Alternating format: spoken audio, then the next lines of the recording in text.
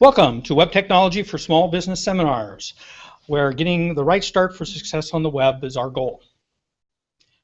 Web Technology for Small Business Seminars, our purpose is to help micro and small businesses get the right start for success on the web.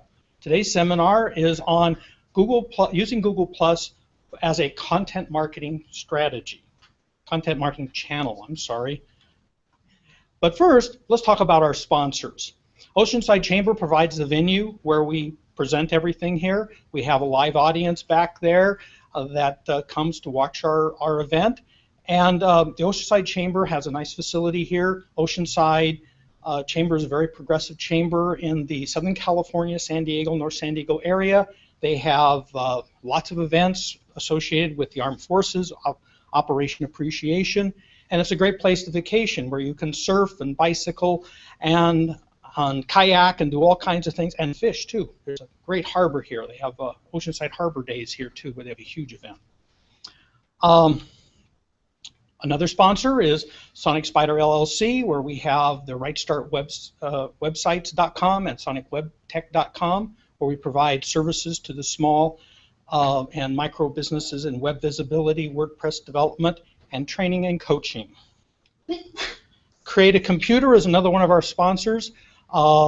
They provide responsive IT solutions, and our wizard in the background is Rich. He's from Create a Computer, and he controls all of this to hopefully we get everything running nice and smoothly as we go along.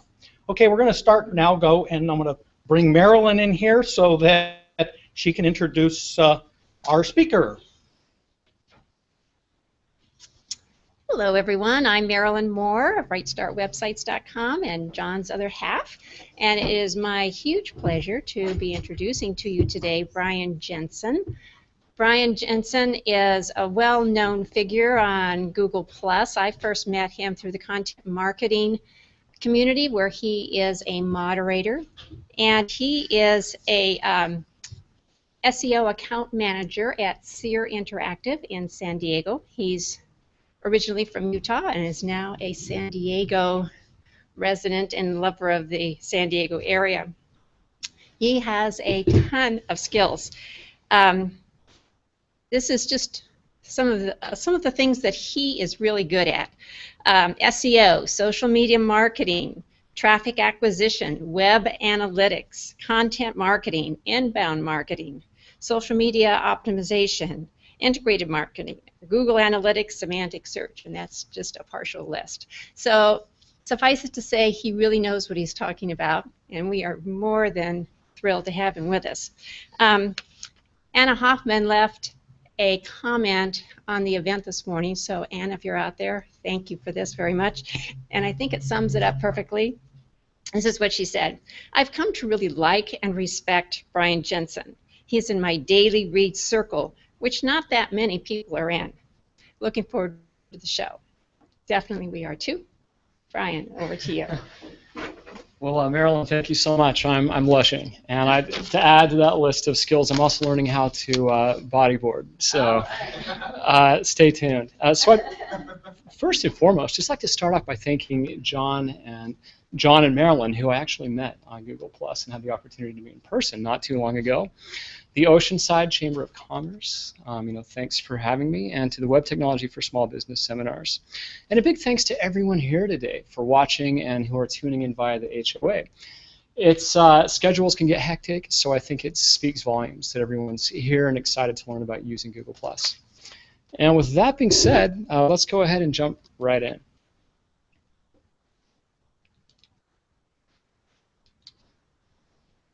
Oh, okay, just a second. Oops. Something clicked. And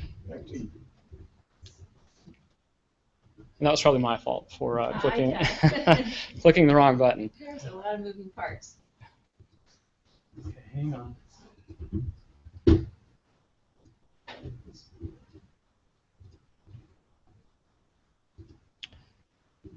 Somehow we unshared it. I think what happened is it got.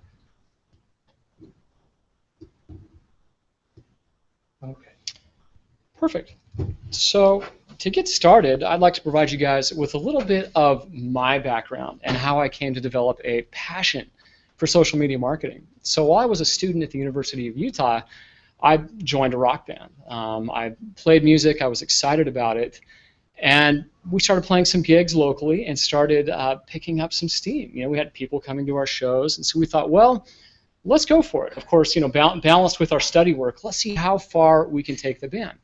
And so I was charged with the responsibility of promoting the band online, raising awareness for events and for our music, meeting DJs, building relationships, getting us interviews, building relationships with venues, getting us gigs both in and out of the state.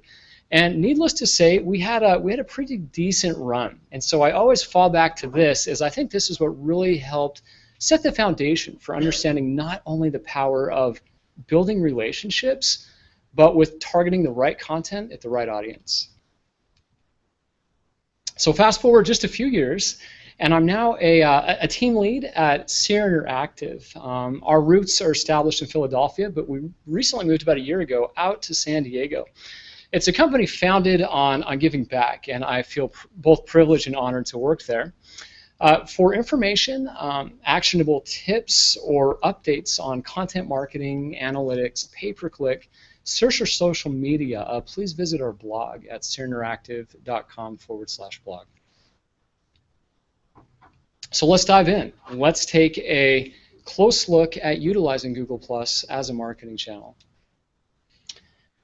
So Google Plus for me is the social network, and what I've learned is the power behind it really is the people. Success on Google Plus is all about building relationships, which requires engaging your audience and establishing trust and authority. I think Eric Enge of Stone Temple Consulting said it best. I love quoting him. The ultimate goal of social media is to give more than you get. And as for many of us know who are active on Google Plus, this is often a challenge.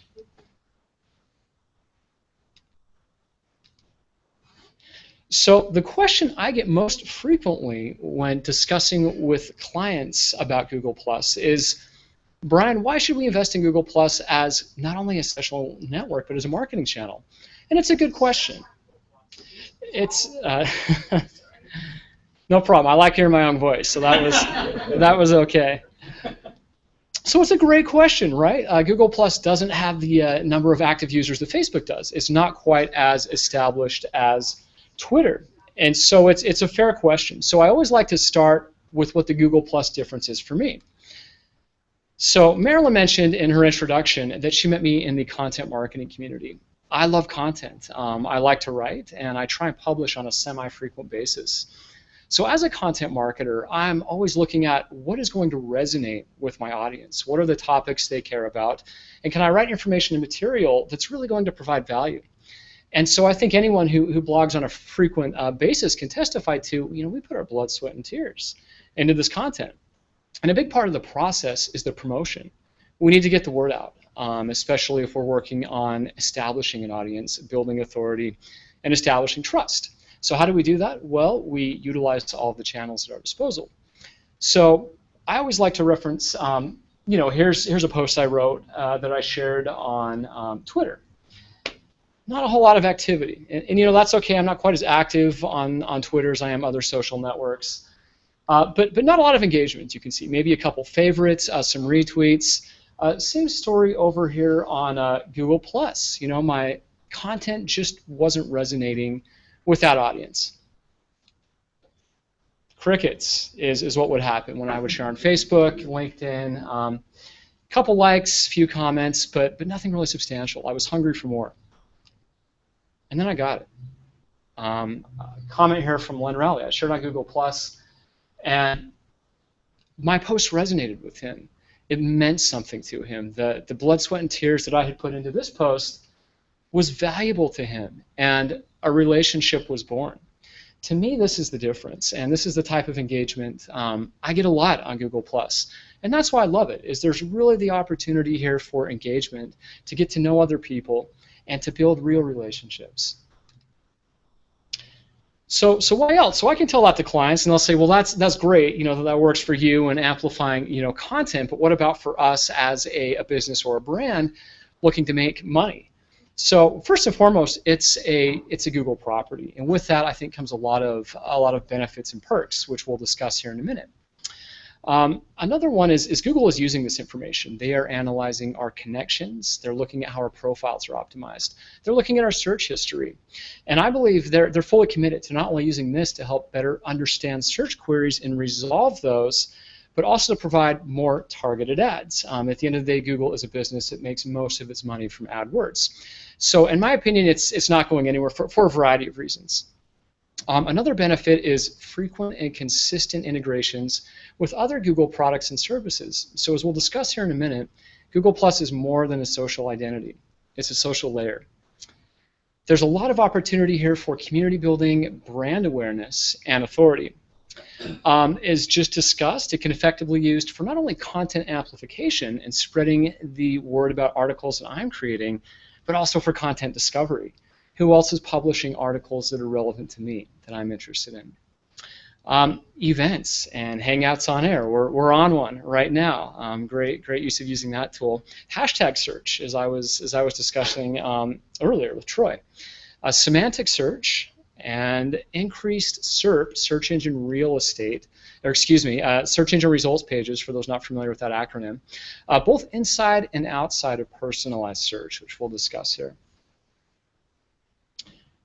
So as just mentioned, Google Plus is really more than a social identity. It's a social layer. Now what do I mean when I say that? I was a little bit confused when I first heard that mentioned.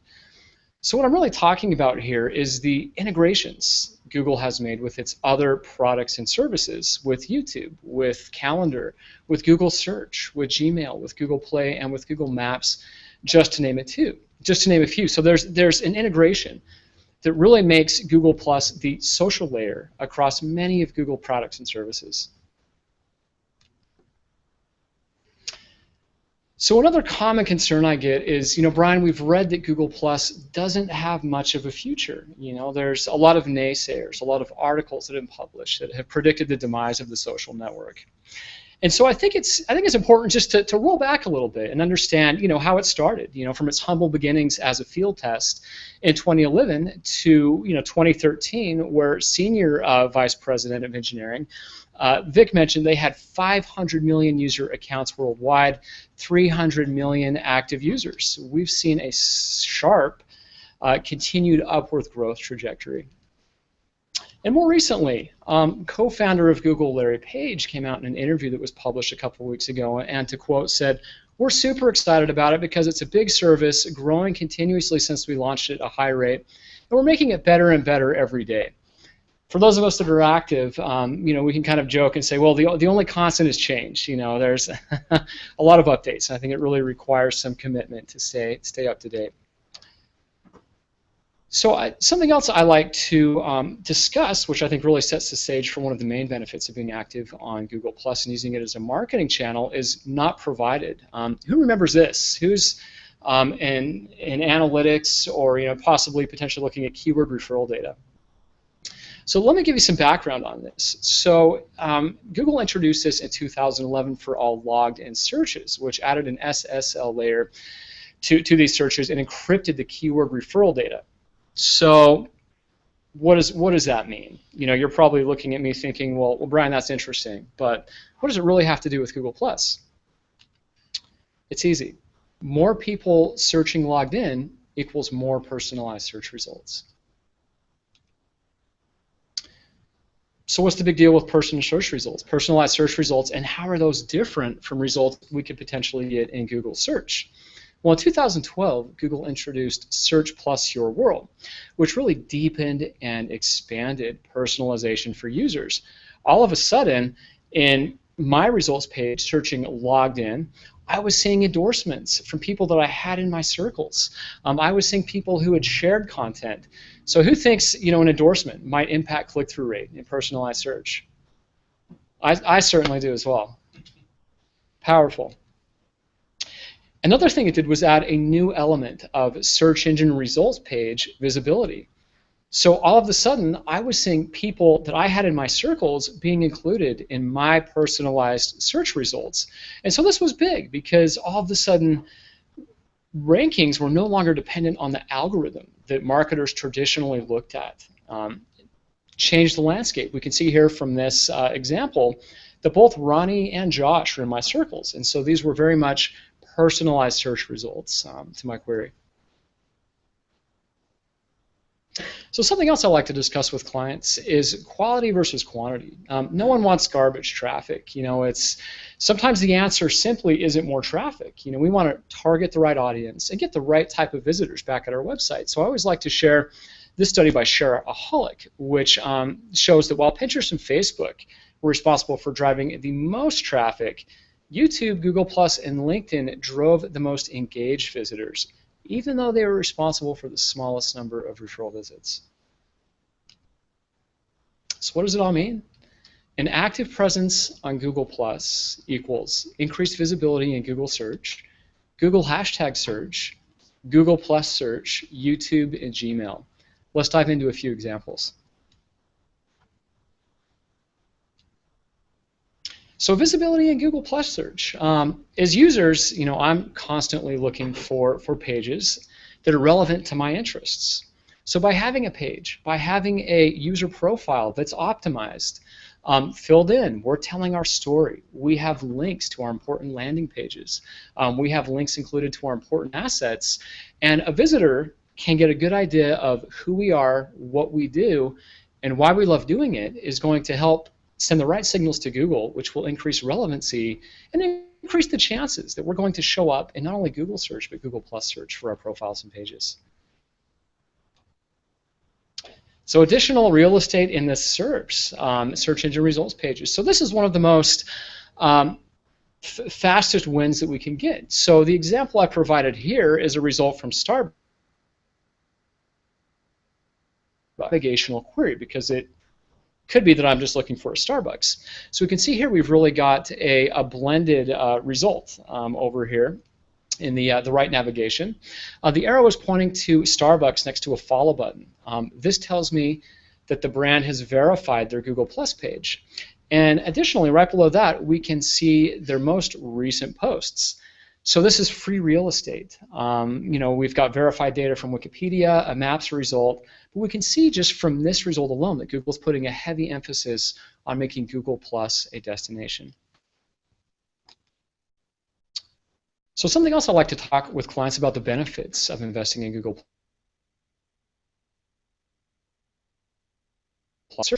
Google+ posts are getting indexed. I think something fun to do is to use a simple advanced search operator or site colon and your profile or page ID to get a good idea of how many pages do I have indexed in Google search. For anyone who has questions with this, I'd be more than happy to walk you through it after the presentation. Personalized results. So something brand new that just happened recently was brands are now receiving a thumbnail and personalized results. Before it was just users that got to have all the fun. You saw in those results with Ronnie and Josh, posts that they were sharing had a Google+ profile photo next to those results. Recently, for those that are staying up to date in some Google Trends and News, it was announced that the Google authorship profile photo rich snippet was being removed from Google search results. So this was a little deflating for those of us who had been incorporating Google authorship into our content marketing strategy. But did we necessarily lose an authorship profile photo rich snippet? Not really, because in personalized search, we can still see those for both user profiles and more recently for brands. And just to clarify, it seems like if you have a brand in your circle and you're actively engaged with that brand, you're more likely to see a branded thumbnail appearing in your personalized search results. So I also like to share author stats, more evidence that Google+ posts are getting indexed in Google search, and there's a lot of opportunity for visibility here. So in order to navigate to this particular feature, you need to use Google's Webmaster Tools account. And you're thinking, well, Brian, I don't have a Webmaster Tools account. Well, you do if you have a Gmail. So it's really fun to go in there and explore and look at if you're actively posting, your posts are getting engagement, what content am I sharing on Google+ that's getting indexed What's receiving impressions? How many clicks is it getting? And what is the average ranking position? So to navigate to your author stats report, simply log into Webmaster Tools, navigate to the left navigation, click on Labs, and click on Author Stats. And from there you will see a list of all content for which you are the verified author, which also includes anything that we share on Google+. Events are getting indexed. Events can be HOAs, events can be simply a meetup. So again, another opportunity for visibility.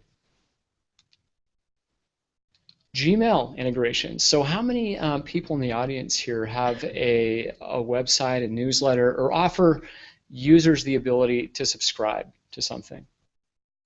Seeing quite a few hands. So I'm subscribed to coupons.com newsletter. I get frequent updates on deals and bargains. And I noticed the other day that when I opened up my email, I wasn't being served ads.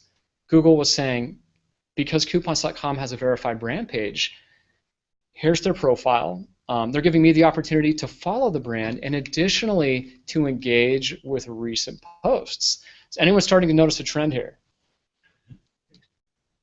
Again, if we're using Gmail and we see friends come through, Google is pushing hard for us to add these people, to engage with them, and additionally providing us with the opportunity to +1 and engage with content that they're sharing on Google+. So Google is working hard to make Google+ a destination by incorporating it and integrating it into their other products and services. YouTube Google+ comment integration. I love this one because I love both YouTube, but it did cause some waves at first with the YouTube community. So YouTube comments appear on Google+ streams and Google+ video shares, and comments appear as YouTube comments. So this integration is huge. It's allowing Google to stream huge amounts of traffic to the world's second largest search engine, which is YouTube. So Troy and I were talking before the meeting today, and we were talking about the power of hashtag search. So we know that when we're sharing, an additional way to increase visibility is to tag our Google+ posts with relevant hashtags. So a great integration that Google made a little while ago was Google Search, an integration with Google Search called hashtag search. So if we're in Chrome, we can go into the Omnibox, and because I'm interested in authorship or content marketing, I can type in a hashtag followed by a keyword or topic of my interest. If Google finds that there's enough posts to justify it, we'll notice a live feed appear directly in Google Search. It's very important for Google to crawl and index posts quickly. And so again, another opportunity for us to correctly tag our posts and receive additional visibility for topics relevant to our shares. So Google Plus Embedded Posts is another feature that helps us utilize Google Plus as a marketing channel.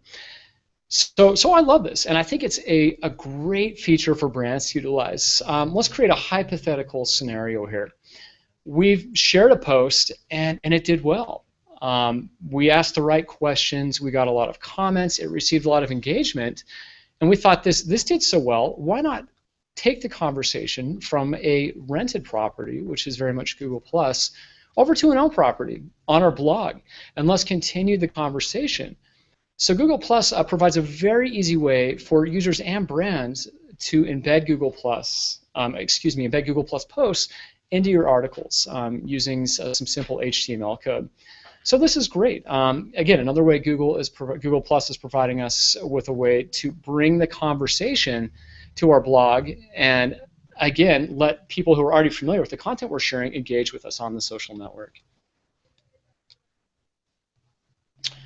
Google Plus brand badges. Who has these on their website? I see a couple hands. So I know I do. So Google has created badges, again, for both users and brands.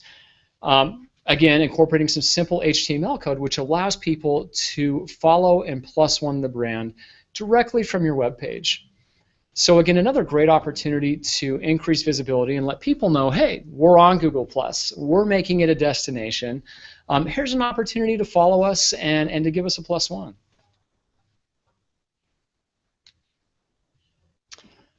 Google Plus, get crawled fast. So for those of us that work with large websites, thousands, tens of thousands of pages, we know it's important for our content to get crawled and indexed quickly.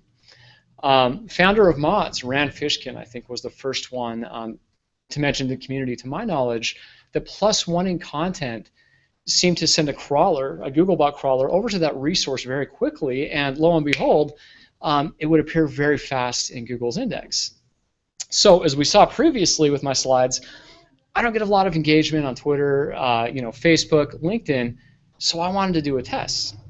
I created a post called 4 Tools to Help You Rock Google+, and I shared it on Google+, with the right audience. I have a subscriber circle, and so I make sure to include them on posts that are relevant to Google+.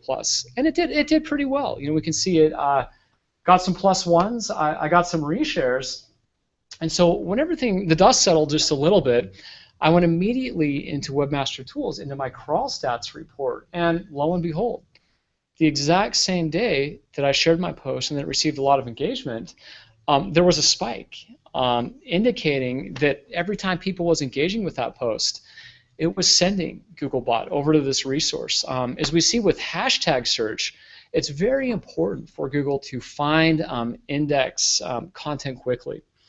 So in addition to an amplification tool, getting your posts engaged with is a great way to let Googlebot know, hey, we've got new content that's available for parsing and indexation.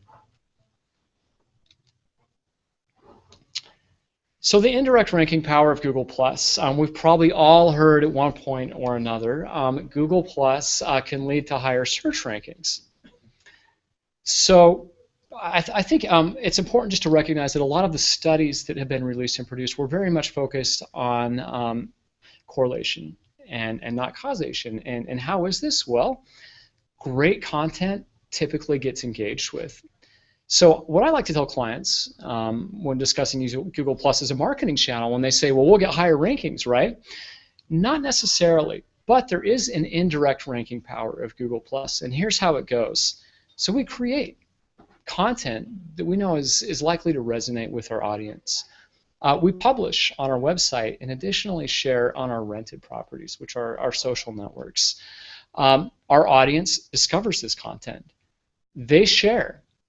And through this natural amplification, we have the ability to earn inbound links for our content, which then in turn can influence the visibility of our content in Google search. So a lot of opportunity here as a content amplification tool, and to earn links. Matt Cutts came out and said that the link graph still rules the algorithm, and I think the natural way to go about that is again to share great content and earn links. So Google+ and semantic search. I know David Amerlin presented not too long ago, and so I'm sure most people there have a pretty firm foundation of the semantic web and semantic search. So from that, we know that Google+ Google and other search engines have begun to incorporate schema markup in conjunction with machine learning, predictive analysis, and certain elements of semantic search to help it understand the contextual meaning behind web pages and the intent behind user search queries. We were just discussing, having optimized profiles and pages. Google's analyzing all of that. What are we relevant to? What are we searching for? And so they're using this information to not only understand who we are and what topics are relevant to us, but to better resolve our queries. And with that, I think it's important to note that Google+ is incorporating some schema markup into user profiles and to brand pages. We can see here that Google automatically adds the schema type of person using schema.org markup and defines the properties of name, description, image, and URL for users. For business pages, it uses the schema type of web page and defines the exact same properties. So Google is already incorporating schema markup into Google+. So Hangouts On Air, such a powerful tool. Again, we're on one. Let's look at some great examples of how some brands are utilizing this. So what exactly is a Hangout On Air? We should probably all have a pretty good idea, but just to sum it up, it allows us to broadcast a live conversation on our Google+ homepage and YouTube channel. So when talking with prospective clients or existing clients about the power of HOAs and why this is such an important tool to be incorporating into our content marketing strategy. Is it gives us the opportunity to discuss industry trends, discuss upcoming events and conferences, review a product. Is there a question that your audience has that we can resolve using an HOA? Who are your subject matter experts? You know, who can we be bringing in from the company to speak with our audience? Who are our partners? Who are we sponsoring? Who are the influencers in your client's industry? So there's a lot of opportunity here to use this tool to create some great content. And of course, to make this happen, we need to link our Google Plus and YouTube channels. A quick way to audit this is to quickly navigate to a page and see if a YouTube link is displaying. If it is, this means that the user or brand has successfully linked the two channels. So let's jump into some creative ways brands are utilizing Hangouts on Air. So Tom's, I love this example because they did something very unique. They hosted a 6-day Hangout on Air where they incorporated user feedback and brought in local artists who customized shoes on the spot. That's cool. I don't wear Tom's shoes, but if I did, to me that would be very interesting. Cadbury Egg. So they were the official treat provider for the London 2012 Olympics. So they thought, let's utilize this relationship and create a Hangout on Air with Olympian Rebecca Adlington. So there wasn't a discussion about chocolate, there wasn't a discussion about candy, but because they were a sponsor for this event, they were able to bring someone in and create a Hangout on Air, which was very popular. Coca-Cola did something very similar because they sponsor NASCAR. They held a racing member family hangout. They gave fans the opportunity to ask NASCAR drivers questions. So what a great way to bring in your community. Provide an opportunity for them to maybe speak with someone who's there, who they're a big fan of. So Dell brought in independent consultant Greg Schultz. There was an upcoming conference, and they said, let's bring in Greg to discuss some of the points that are going to be addressed in this conference. Al Jazeera. So I love what they did here. What they did is they started a hashtag called Open Editorial, which encouraged their audience to provide feedback. What they wanted to know is, are we representing you? And are we publishing stories that are relevant to you? So the best commenters were then invited to a Hangout on Air to discuss the story.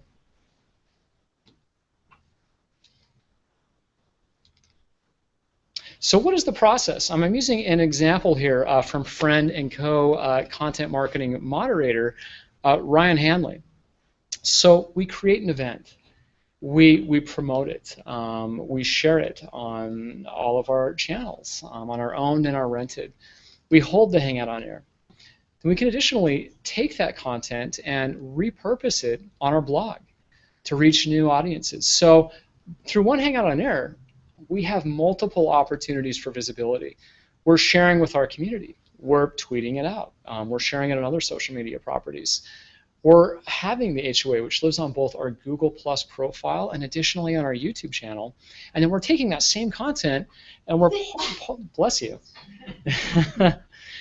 we're pulling it over to our own property on our blog to serve that audience as well.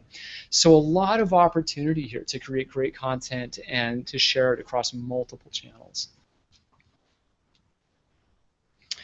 So also one of my favorite things to discuss and a fantastic way to utilize Google Plus as a marketing channel is through communities.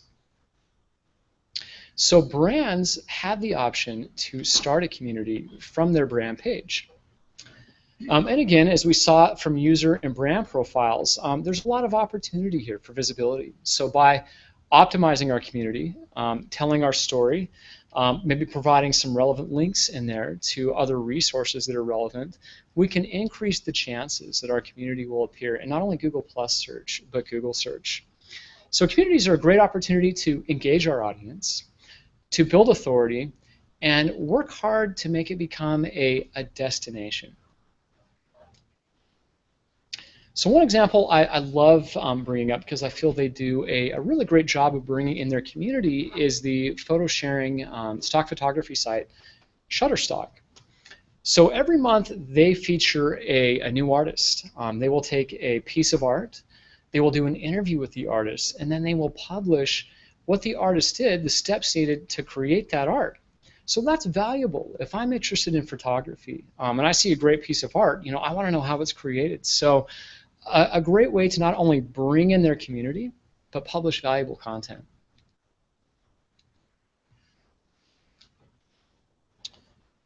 I'm not going to lie, starting a community is a lot of work. It takes time, commitment, resources, and perseverance. But the great news is we don't have to do all of the heavy lifting. So we can identify subject matter experts, maybe internally, or maybe that's other people in the community, and that also includes industry or topic experts. Users, maybe, who are passionate about your community. We can bring these people in to help us promote, moderate, and enhance the user experience for when people are engaging with our content on the community. So what defines a good community? How can we effectively build a community so that it's a viable marketing channel? Well, first and foremost, I find that good communities are always moderated. Community moderators are in those communities frequently and making sure that posts are not only properly categorized, but that the posts that are being shared are relevant and that will provide value to the community. Another telltale sign that you're in a good community is that moderators engage with the community members. Your moderators are really there as a resource to answer questions and to enhance the user experience.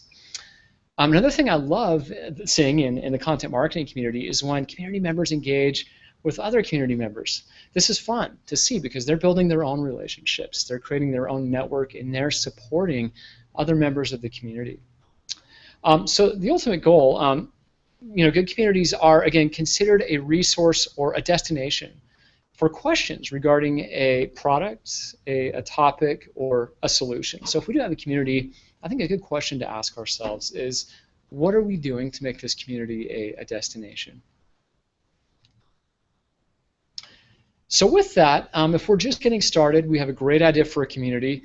It can take some time to build, some momentum. We're going to have to post, engage with other people, and raise awareness in general for our community. So there are things that we can do to let people know who we are, what we care about, and also let them know about our areas of expertise.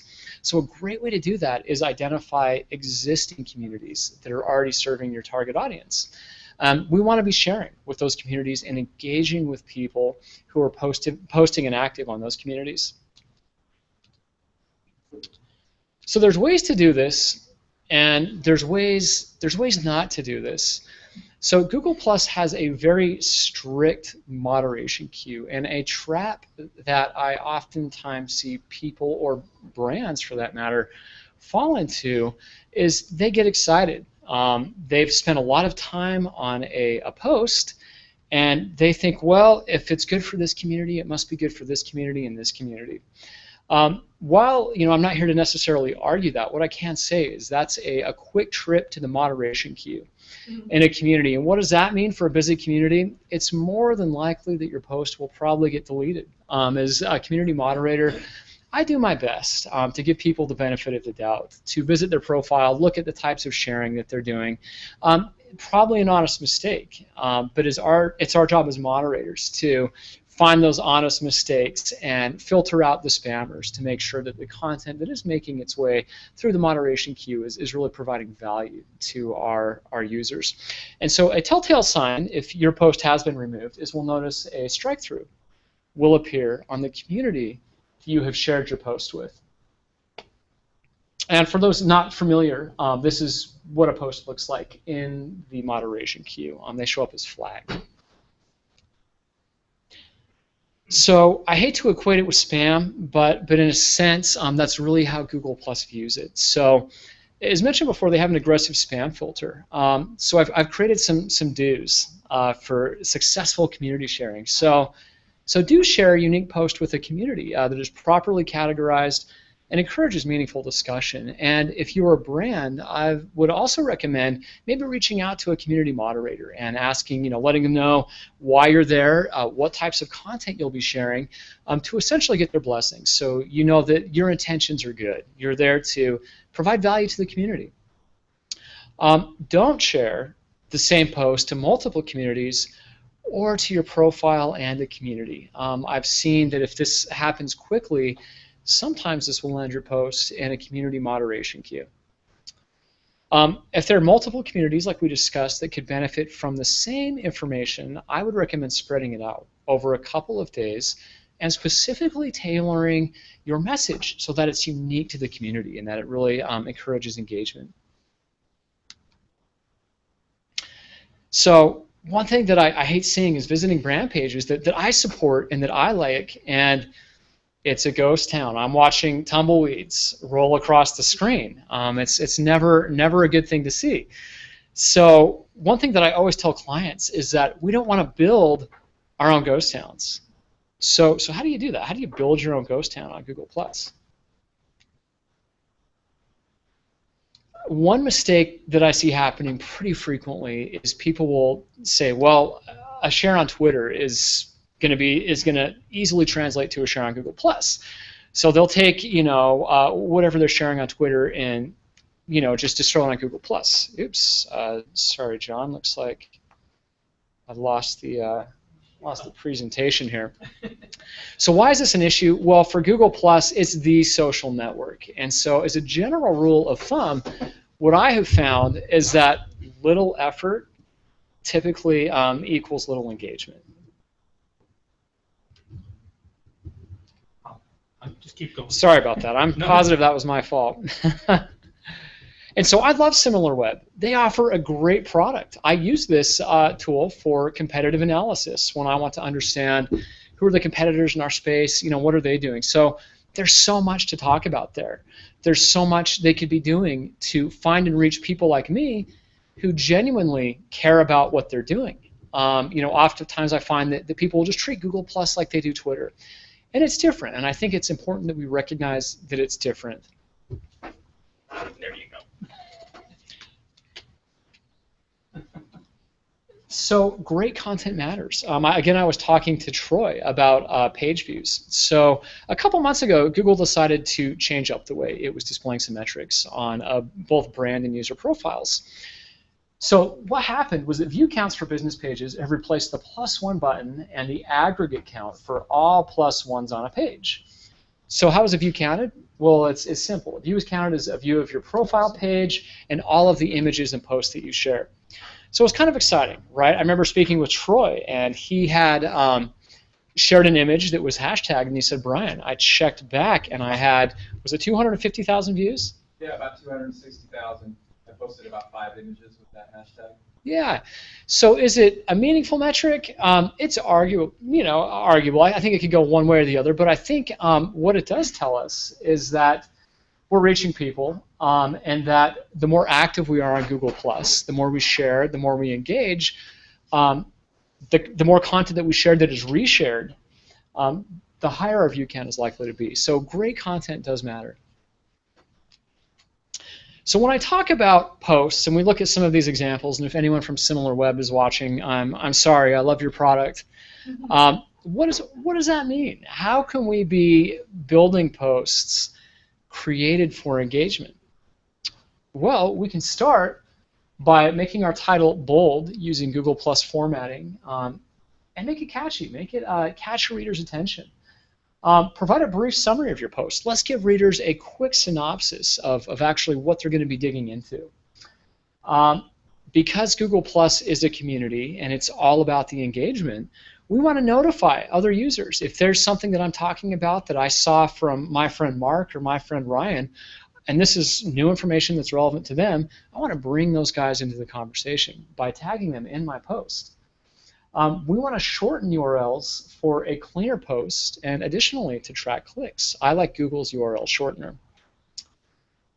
We want to ask questions that will encourage engagement. I just don't want to share something. I'm sharing something meaningful, and I want to know what you think. I'm really curious as to your opinion and thoughts, and I'm on Google Plus because I want to engage in meaningful conversation. Start a sharing circle, so subscribed users never miss a post. This was something I started and noticed that a large portion of my audience was very interested in Google Plus, and so I started my own circle called Subscribers. Now, anytime I create or write a new post relevant to Google Plus, I make sure to share it with that circle because I know it's relevant to them. I'm targeting the right audience with the right content. If you do share an image, just either make sure that you ask permission from the creator or give credit to the original source. And as we've been discussing, add relevant hashtags for additional post discovery both in Google Plus and in Google Search. So engagement and advocacy is so powerful, and I think is one of the best reasons for brands to be actively excited and engaged on Google Plus, working hard to establish a strong footprint. So I love telling the story of John. So John likes Amazon. John shared that he likes Amazon on Google Plus, and Amazon thanked John on Google Plus. They got the notification and they said, "Thanks, John. You know, we appreciate the shout out."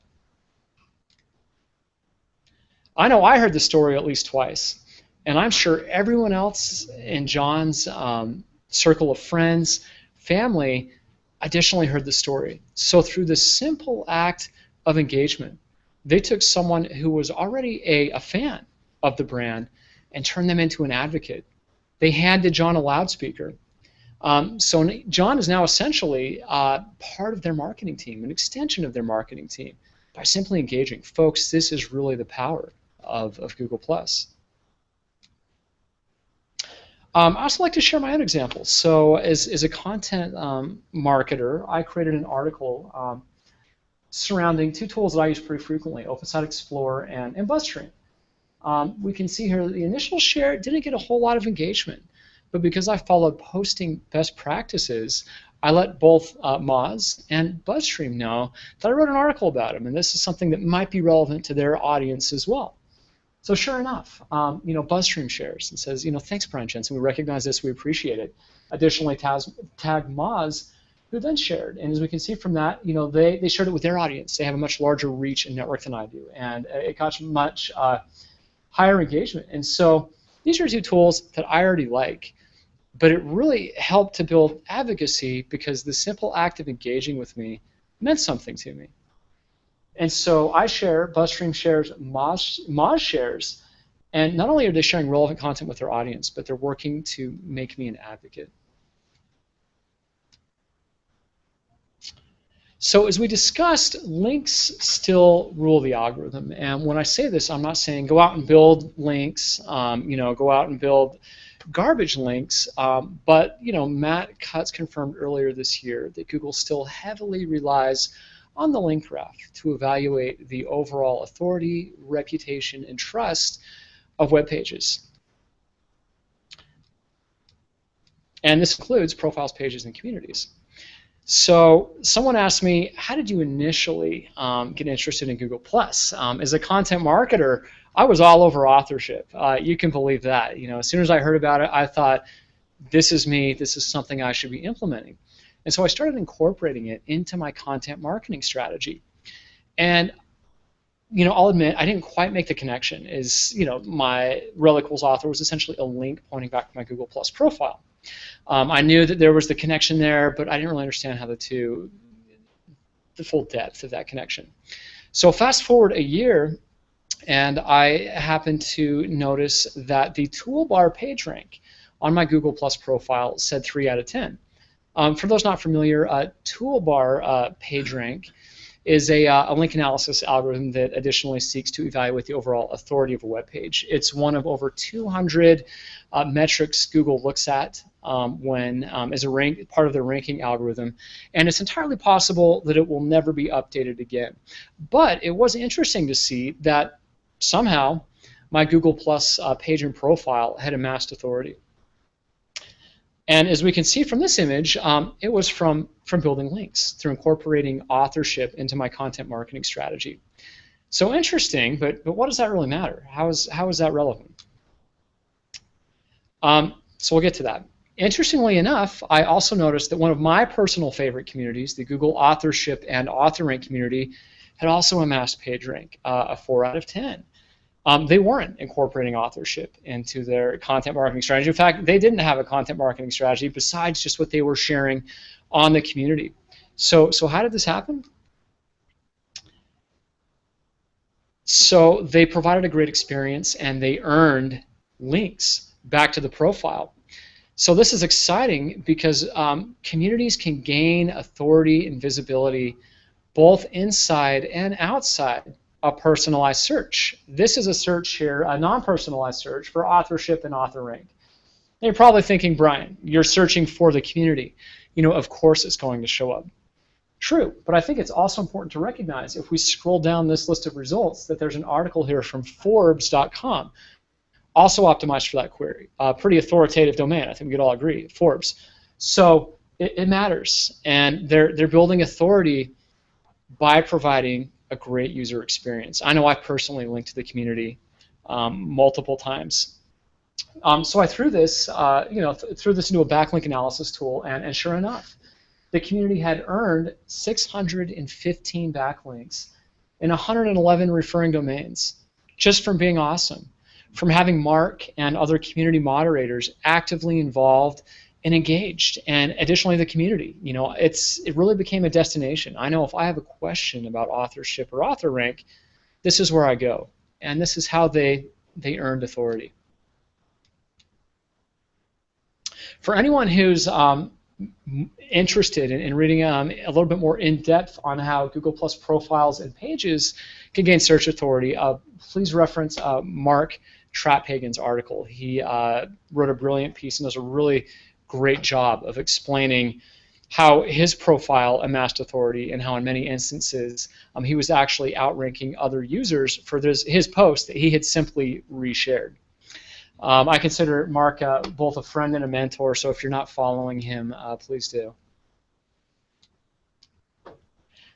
So communities. So building a community on Google Plus equals building relationships with your audience. And how do we build relationships? We engage and we provide a great user experience. So recently, the Google My Business team shared this resource, and I thought they just nailed it. They did such a good job. I wanted to incorporate it into my presentation. So how do we succeed on Google Plus? Well, we keep our content fresh. We share frequently. We want to become destinations, whether that's for our brand page or for our own personal user profiles. Frequently share content that's relevant to you. Post at the right times. Google recommends between 10 a.m. and 2 p.m. typically receive the highest engagement. There's also tools like Timing Plus that you can use to get a little bit more granular about sharing times and which times typically receive the highest engagement. Share great content and share it publicly. You know, enrich your post with beautiful, high-quality photos and videos to grab viewers' attentions. Record a behind-the-scenes tour. Use an HOA, which we're doing right now. Broadcast your live discussions, and again, respond to your followers. Don't create your own ghost town. Engage and follow your followers back. So to summarize and to wrap it up, we want to optimize. We want to optimize our pages and our profiles and the content we're sharing for engagement. We want to engage. We want to turn an event into an experience and someone familiar with our brand into an advocate through that engagement. Create that experience by sharing value-driven content. Turn followers into advocates. Folks, as you know, I've only scratched the surface as to the full potential of Google Plus as a marketing channel. Thanks for everyone's time. I'd be happy to answer any questions.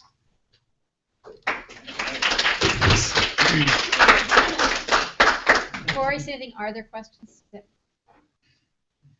Okay, I have a couple of questions, but before I want to make sure we don't run out of time, just want to make sure people know if they would like to contact you, how best to do that.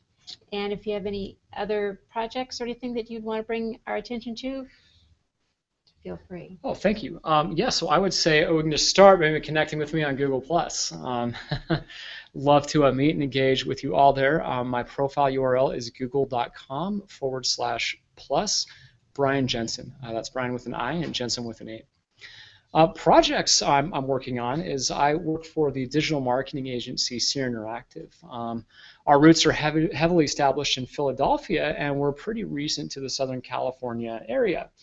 And so with that, we're looking to interact and engage with our community here in Southern California. And so if there's nonprofits, anyone looking for speakers, or people just maybe looking to get involved in different types of projects, please connect with me and let's exchange business cards after the presentation. That is an awesome contribution to the community, and it's really great about that you and SEER Interactive have that philosophy. I'm just going to ask a quick couple of questions that came to mind before we wrap up, unless someone else, I don't want to take someone else's question. You mentioned hashtags and hashtag search, and I've read so many different things and so many different recommendations about how many hashtags should you use in a Google Plus post. Is it better to use just one so you don't dilute the strength of that hashtag, or to put as many as you think are relevant, or what's your thought on that? That's a really good question. I would say, oftentimes you'll see posts and you'll see 4 or 5, sometimes 6 hashtags. While I haven't done any testing, first and foremost, I'll say I'm not sure, but what I typically see as best practice is between 2 to 3. That's what I was thinking, but I know you know more about it than I do, so I wanted to get your feeling on that.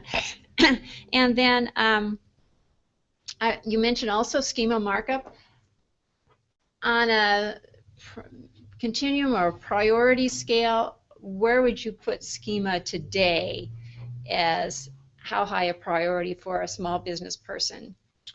So that's also a great question. So at SMX, it was clarified that Google isn't incorporating schema as a ranking factor, but they are looking at it as a signal.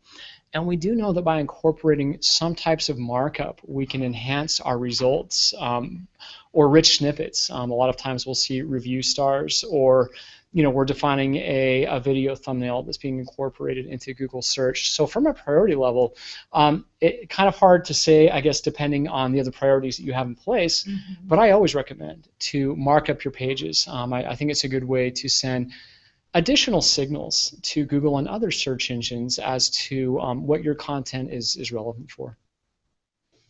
In other words, give Google all the help that it can get. Exactly. And Rich has a question. He's over here.